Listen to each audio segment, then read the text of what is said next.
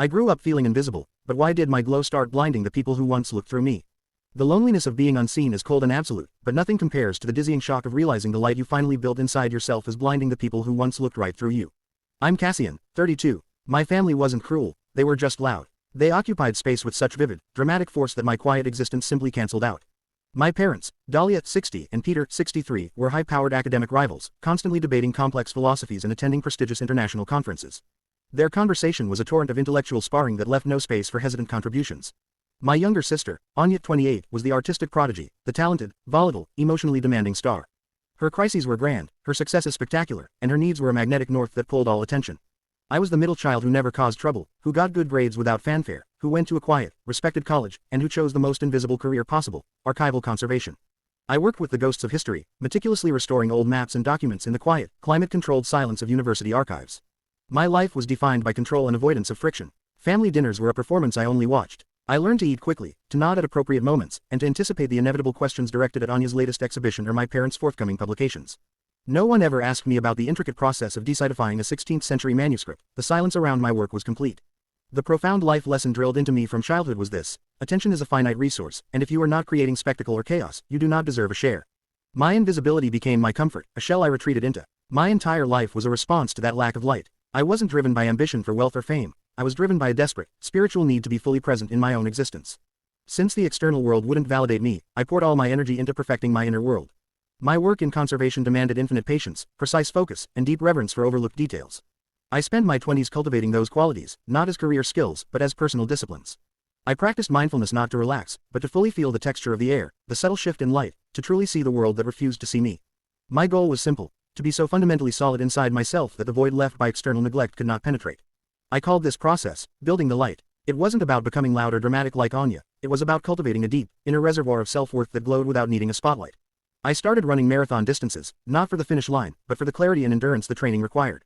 I learned to speak less and listen more deeply, gaining a quiet wisdom that existed independent of my academic parents' torrent of facts.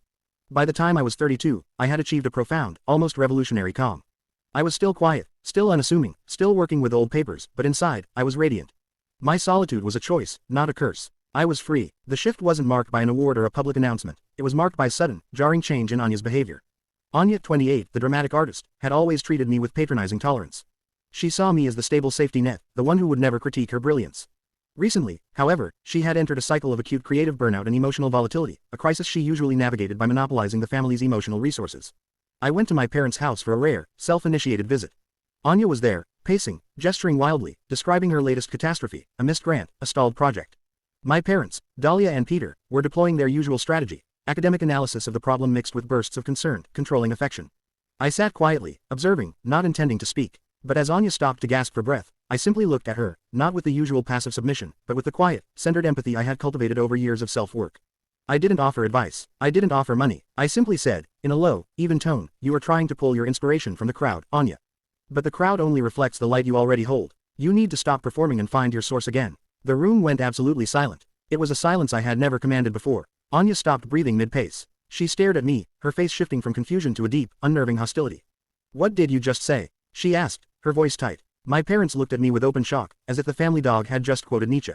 I didn't repeat it. I just held their gaze, my inner light, the calm, centered self-acceptance, radiating outwards. I hadn't raised my voice, yet my presence felt enormous. The attention I had craved for decades was suddenly, undeniably, mine. What would you do in this situation? If you finally commanded the attention of the people who ignored you, would you seize the opportunity to settle old scores, or simply use your new presence to speak the truth? The moment passed, but the dynamic never returned to normal. They could no longer look through me. They were forced to look at me, and what they saw seemed to genuinely disturb them. Anya became overtly jealous. She started finding subtle flaws in my quiet confidence. She criticized my monastic lifestyle, my lack of social drama, and my boring career choice, but her criticisms now sounded hollow, tinged with genuine fear. The chaos she once controlled was suddenly being measured against my quiet, immovable peace. When I visited, my parents started trying to engage me on abstract philosophical topics, trying to pull me back into the familiar, safe role of the inadequate intellectual sparring partner. But I didn't argue. I didn't debate. I simply listened to their torrent of words and occasionally asked a single, centered question that sliced straight to the core of their emotional uncertainty, not their academic argument. For instance, when my father, Peter, was pontificating about the philosophy of control, I gently asked, "Do you find that your need for control in theory compensates for the feeling of being out of control in practice?" He stopped, his mouth hanging open. The intellectual armor he had worn for 60 years suddenly seemed to crack. He didn't answer. He couldn't. Their hostility wasn't directed at my words, it was directed at my glow. My self-containment was terrifying to them because it rendered their usual tools of control, loudness, drama, pity, and intellectual superiority, completely ineffective. They relied on me being needy and small to feel large and generous. When I became whole, their emotional economy collapsed. The climax came during my annual mandatory birthday dinner. They had planned a small, quiet event, designed to remind me of my place as the least important focus of attention. I arrived, dressed simply but feeling the power of my inner clarity. Anya was already agitated, talking over everyone, demanding her father read her newest abstract poem aloud.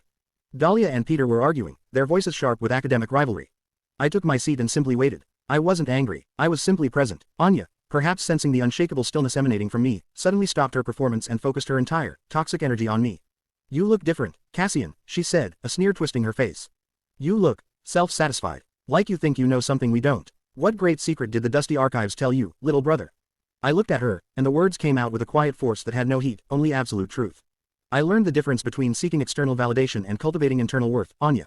I learned that the reason you are constantly running into crisis is that you need the drama to prove you are real. I stopped needing the drama. The reaction was explosive, yet contained. Anya didn't scream. She recoiled physically, covering her eyes with her hand, a genuine gesture of pain. I can't look at you, she whispered, her voice ragged. You are too bright. My mother, Dalia, rushed to her side, but then stopped, staring at me with a look of dawning horror. We always thought your quietness meant you were fragile, she said, her voice shaking slightly. We thought we needed to be loud to protect you. We thought we were the source of the light. The ultimate realization broke through. They weren't looking through me out of malice. They were looking through me because my low, passive energy allowed them to feel like the only, necessary sun. When I developed my own core brilliance, it threatened their entire cosmos. The light I built inside myself wasn't just mine, it was actively blinding the people who once looked through me. My self-worth exposed their vanity. That night, I understood the true, tragic price of my liberation. I could not have their approval and keep my light. The two were mutually exclusive. I realized that my family had a profound, collective addiction to the dramatic and the external.